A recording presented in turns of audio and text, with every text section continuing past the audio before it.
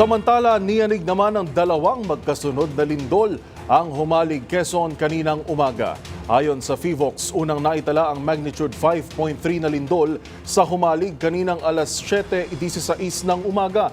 Naramdaman ang intensity 5 sa Humalig at Polillo, Quezon at intensity 4 sa Burdeos at Panulucan, Quezon, Santa Elena, Vinzons at Paracalles sa Camarines Norte.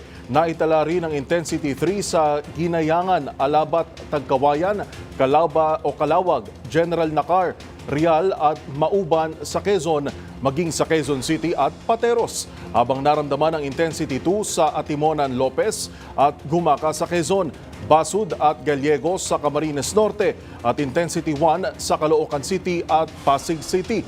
Makalipas ang ilang minuto, niyanig naman ng magnitude 4.9 na lindol ang humalig. Naramdaman ang intensity 4 sa Polillo, Quezon, intensity 3 sa Ginayangan, Alabat, Tagkawayan, Calawag at Panulucan, Quezon, Makati City at Quezon City at intensity 2 naman sa Lopez at Gumaca, Quezon. Samantala, bunsod niyan ay nagsuspindi ng klase sa ilang mga lugar, partikular sa Humalig, Burdeos, Patnangunan at gayon din po sa ilang lugar sa Laguna at buong probinsya ng Camarines Norte.